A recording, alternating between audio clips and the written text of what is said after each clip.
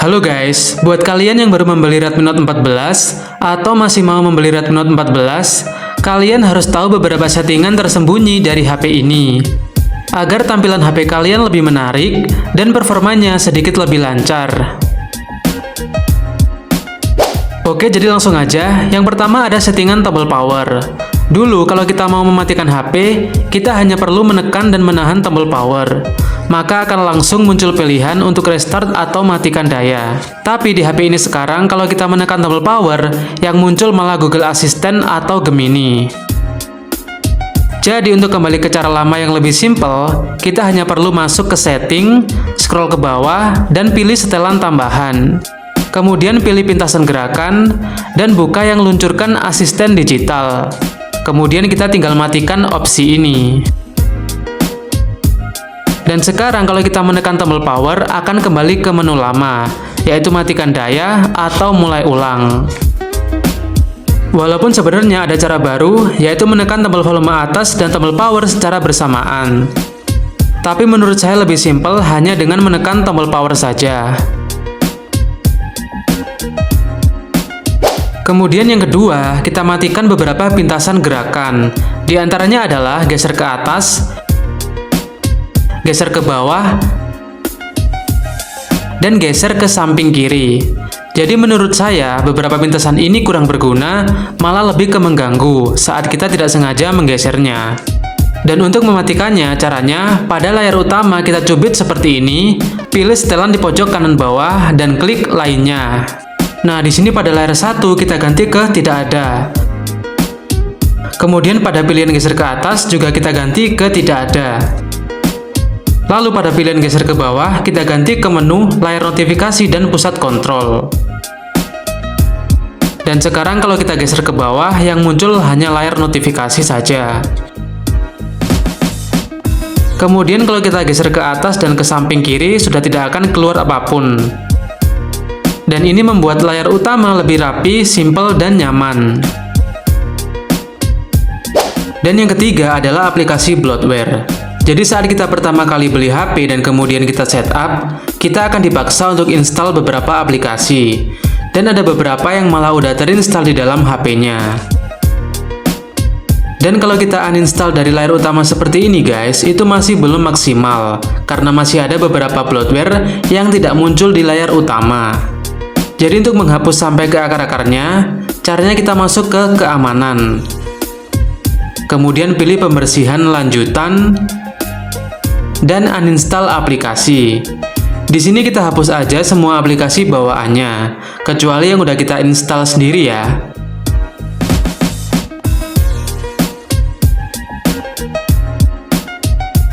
Oke, kalau udah, dan sekarang layar utama jadi lebih teratur dan lebih bersih. Kemudian penyimpanan internal juga akan lebih lega. Kemudian yang keempat, di sini ada menu control center yang tidak terlalu berguna. Yang dilihatnya malah jadi sedikit mengganggu guys. Kecuali kalau kalian punya beberapa perangkat ini di dalam rumah kalian. Oke, jadi cara menghilangkannya, kita masuk ke setting, geser ke bawah, dan pilih notifikasi dan bilas status. Kemudian geser ke bawah lagi, dan matikan kontrol perangkat. Dan sekarang menu yang ada di control center cuma pilihan yang akan sering kita gunakan guys. Dan di sini kita masih bisa mengatur posisinya lagi dengan ketuk ubah.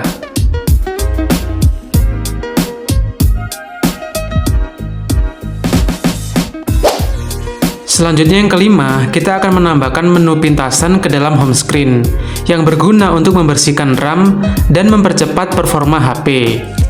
Caranya kita masuk ke keamanan, kemudian klik icon setting di pojok kanan atas dan pilih pintasan fitur umum.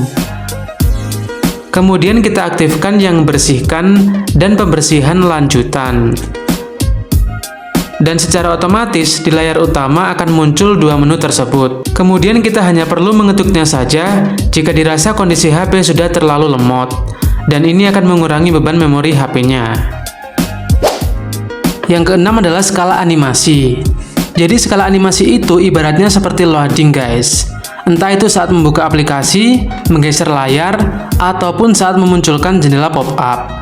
dan itu membuat prosesnya sedikit lambat. Tapi kita bisa mempercepatnya dengan mematikan skala animasi. Caranya kita masuk ke setting, tentang ponsel, dan pertama kita aktifkan dulu versi pengembangnya dengan cara mengetuk beberapa kali versi OS sampai muncul keterangan Anda sudah menjadi developer. Kalau sudah, kita kembali ke setting, scroll ke bawah, dan pilih setelan tambahan. Kemudian masuk ke opsi pengembang. Dan di sini kita cari di bagian bawah, yaitu skala animasi. Kemudian di sini ada 3 pilihan, yaitu skala animasi jendela. Ini saat memunculkan jendela pop-up. Kedua, skala animasi transisi, saat menggeser layar. Dan yang ketiga, skala durasi animator, yaitu saat membuka suatu menu, guys. Dan kita ganti aja skala animasi ketiganya menjadi animasi mati, agar menjadi lebih cepat dan tidak ada loading lagi, guys.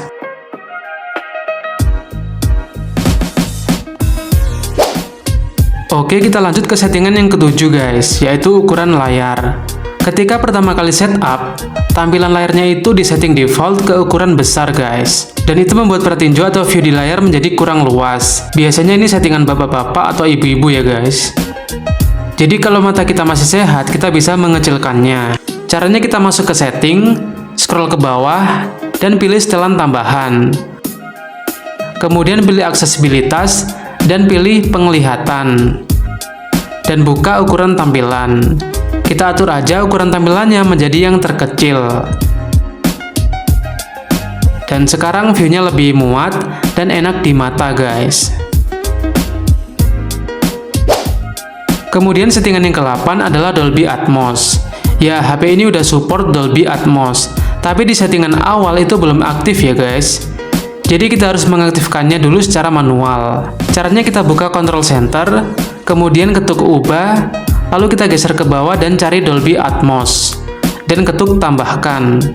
Sekarang kalian dengarkan perbedaannya ya, sebelum dan sesudah saya aktifkan.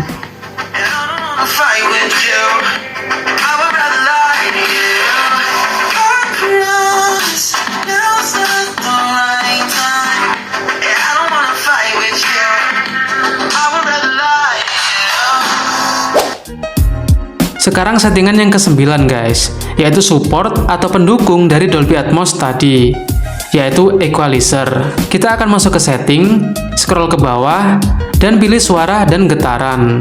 Kemudian geser ke bawah lagi, dan pilih efek suara. Nah, di sini Dolby Atmos-nya udah aktif ya. Di bawahnya ada equalizer grafis. Kita bisa pilih satu-satu dan aktifkan preset sesuai genre favorit kita, guys. Atau kalian juga bisa mengaturnya secara manual.